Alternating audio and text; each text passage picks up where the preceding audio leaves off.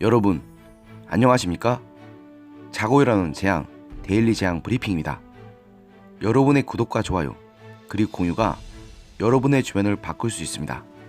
꼭 부탁드립니다. 마침내 검찰의 수사망에 이낙연 국무총리까지 올라간 것 같습니다.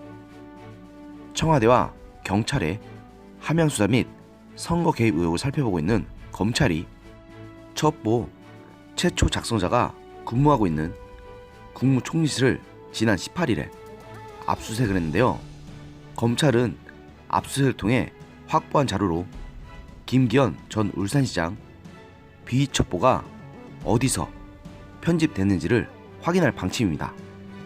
서울중앙지검 공공형사 2부는 18일 정부 서울청사 창성동 별관층에 있는 국무총리 비서실 민정실에 검사와 수사관을 보내 문모 사무관의 업무 관련 기록과 PC, 하드디스크 등을 확보한 것으로 전해지고 있습니다.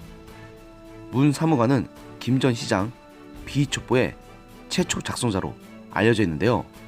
2017년 7월부터 청와대 민정수석실 행정관으로 파견된 문 사무관은 송병기 울산시 경제부시장으로부터 김 전 시장 측근 비리 의혹을 제보받아 문건을 정리해 백원우 전 청와대 민정비서관에게 전달했다는 의혹을 받고 있습니다. 백 비서관은 이를 박영철 전 반부패 비서관에게 전달했고, 이후 첩보는 경찰청 본청을 거쳐 울산지방경찰청까지 내려간 것으로 전해집니다. 김 전 시장은 최근 검찰 조사에서 송 부시장이 문건 형태로 본인과 관련된 첩보를 청와대 측에 전달한 사실을 확인했지만 청와대에서 경찰로 보낸 문서와 내용, 형식 등이 다르다고 진술한 상태입니다.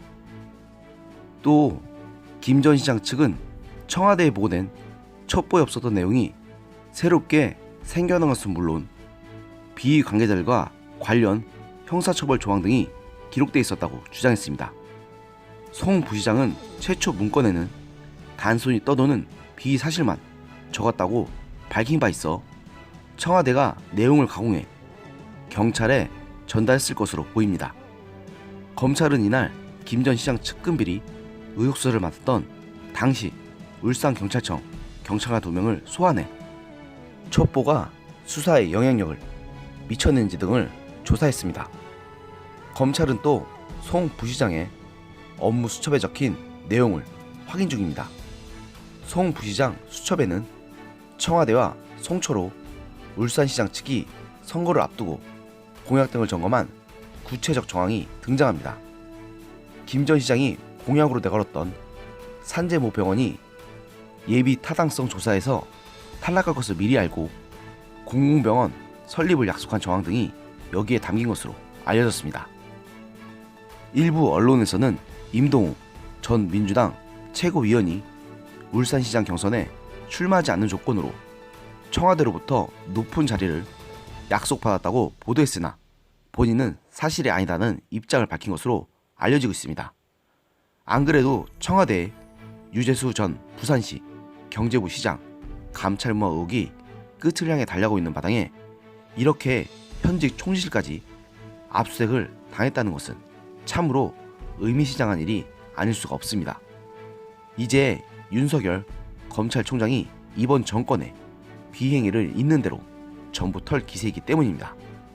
현재 조국 전 법무장관도 이전까지 묵비권을 행사하던 것에서 태도를 바꿔서 검찰 수사에 적극적으로 협조하는 쪽으로 분위기가 바뀌었다고 하는데, 이 역시 이렇게 이번 정부의 비행위가 여기저기서 동시다발적으로 터지는 것과 결코 무관하지 않다고 봅니다. 지금 문재인 정부는 이런 사안을 어떻게든 무마하고 싶을 것입니다. 하지만 이미 거대한 둑에서 여기저기서 금이 가 있는 상황에 이것이 터지려고 물이 줄줄 새기 시작했고, 결국 뚝이 무너지기 일보 직전의 상황까지 와 있는데 여기저기 부분적으로만 땜질한다고 이것이 나아질 일이 아니지 않습니까? 그러게 문재인 대통령이야 현 정부 인사들 모두에게 참으로 안타깝다는 생각이 듭니다. 왜 진작에 자신들에게 힘이 있을 때 이런 행동을 하면 자신들이 역사의 죄인으로 남게 될 것이라는 생각을 하지 못했던가 하고 말입니다. 그때는 다들 권력에 눈이 멀어서 그런 생각을 못했던 것일까요?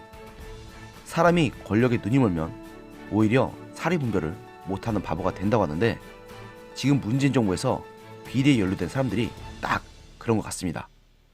앞으로 문재인 정부에게 남은 것은 그동안 저질렀던 비리 행위들에 대한 심판밖에는 없습니다. 그리고 그 심판을 받은 후에는 후대에 자신들의 이름을, 권력을 가진 자가 그 칼을 잘못 휘두르면 패망한다는 교훈의 반면교사의 사례로 남기게 될 것입니다. 오늘의 영상은 여기까지였습니다. 들어주셔서 감사합니다.